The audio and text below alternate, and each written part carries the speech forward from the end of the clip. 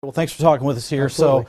So, what do you just want to say to start just about the situation at Kempsville High? Yeah, so it was not a good day when we learned that there were some allegations of inappropriate behavior by some members of the baseball team at Kempsville High School. Um, we take those issues very seriously, and as soon as we learned of it, the school immediately began investigating the situation, and including the Department of School Leadership, the Office of the Superintendent, the Office of Student Leadership, Office of Diversity, Equity, and Inclusion, because those issues and allegations were really serious. And the investigation took several days to unfold. Our initial reaction was we needed to cancel a baseball game. We canceled a single game. It was actually, we forfeited that game, which gave us several more days to continue the investigation to see how deep the issue ran and whether or not we were going to have to make other decisions. As we got closer to the end of the investigation, it was determined that there was enough there that warranted a more severe action on our part. And the principal made the recommendation that we forfeit the rest of the season. We talked long about whether or not that was the appropriate decision because there are other kids impacted by that. And we just felt like this is a situation that we are not going to tolerate in Virginia Beach City Public Schools. Participation in an athletic team is a privilege. It's not a right. And whether or not the entire team knew or whether or not adults knew, there was an issue that occurred. It was confirmed, and we decided the best course of action was to conclude the season and forfeit the games. The principal put out a message to the team first, to the parents of the team next, to the community, letting them know. And some students were disciplined for this. I can't go into any of the circumstances around the discipline or around any of the things we found in the investigation, but it was troubling, and it's just something we are not going to tolerate. This is not what we stand for in Virginia Beach City Public Schools. You know, the benefit of what we have in Virginia Beach is we are a very diverse community, and we work really hard in the division to create an inclusive environment for our students and staff. And this was not a good situation, so we addressed it in that manner. Well, you mentioned it there, but did adults know that this was going on? There was some evidence that previously some adults knew, and that were parents of members of the team. Again, you know, you get secondhand information. So if you weren't there and observed it, do you really know what occurred, or is this just hearsay and rumors? Yes. Well, did the coaching staff know? The head coach now there is in his first year. The two assistant coaches indicated they were not aware that there were issues going on. Okay. Are the assistant coaches still part of the team? Those assistant coaches are not part of the team. Were they dismissed by the school system? That's a personnel issue I can't speak of, but they're no longer with the team. Is the head coach still with the team? The head coach is, the team, the season was forfeited. The head coach is still noted as the head coach of the team. And those coaching decisions are reviewed annually to determine whether or not coaches will continue. Are you satisfied with how this was handled by the school? Absolutely. Super proud of Melissa George. She has done a phenomenal job at Kempsville High School. When she took over at Kempsville High School, they were losing enrollment as fast as they could have kids come in. Their enrollment had dropped below 1,400, and now they are over 2,000.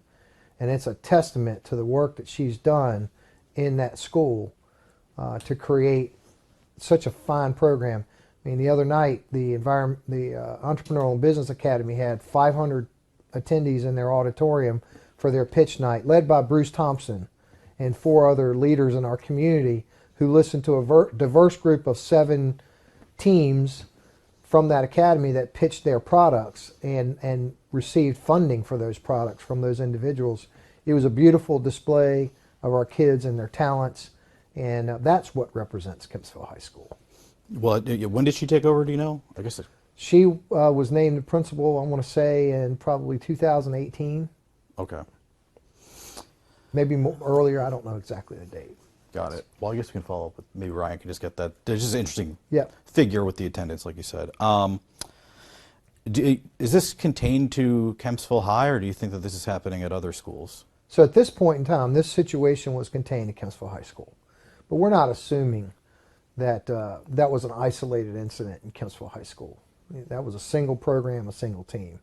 So what we're doing is we're investigating our processes for our coaches training that they go through each year. We have coaches that are teachers, and all of our coaches who are teachers go through annual mandatory training, which talks about harassment, bullying, etc., and lays out very specifically the signs you should look for and the actions you must take. Our volunteer coaches that come in don't have to go through that annual mandatory training. So we're looking at what other actions we need to take with volunteer coaches to ensure they're getting the same level of training that our coaches receive. And then we're also looking at whether or not we need to use some of our processes that we've started with student and student voice groups like the Tide Coalition, which exists in all of our high schools, to determine whether or not there's some actions we need to take with some of our student athletes.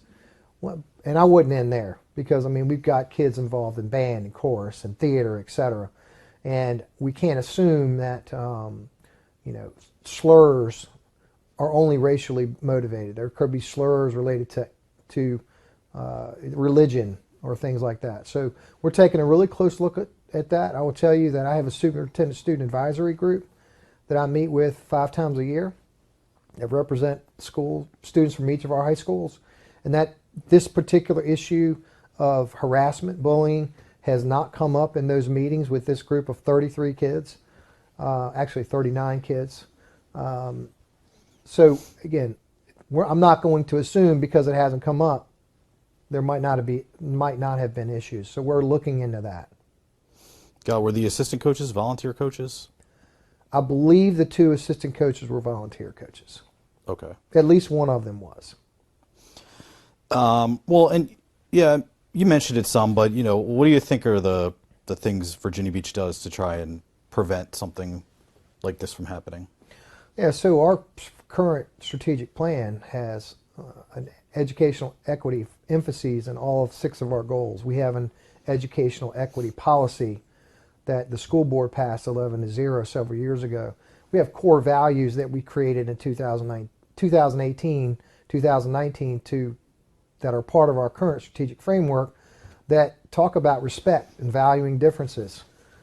We do a lot of work through the Office of Diversity and Equity Inclusion, as well as school leadership and teaching and learning, to provide lessons and opportunities for people to engage with very diverse groups of people so that they can understand different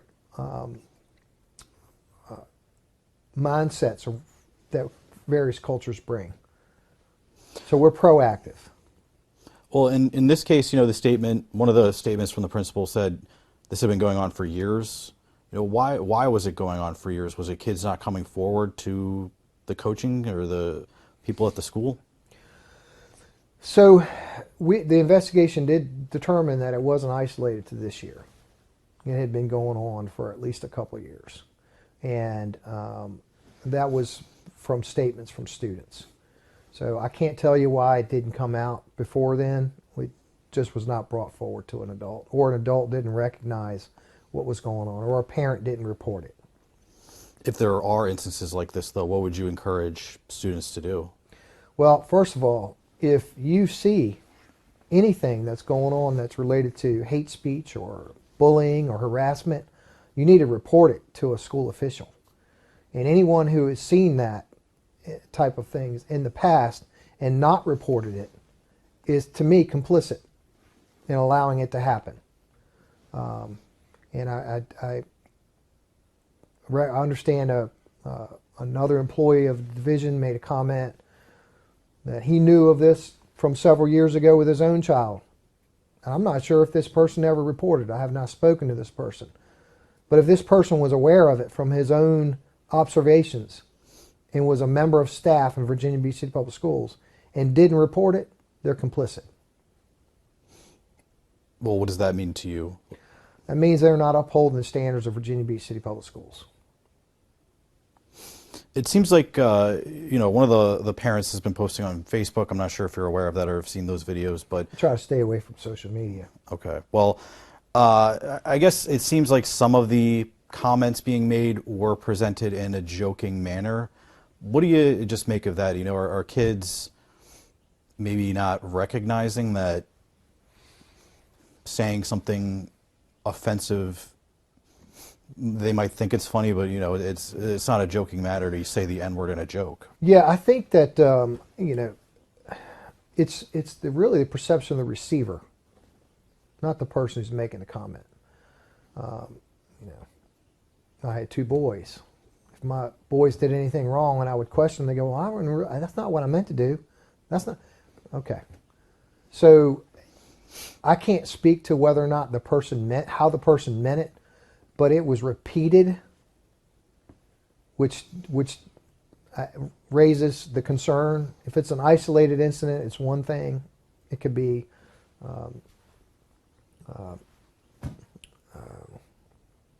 I've lost a word here, but it was repeated. It was enough to where there was evidence that this was purposefully done.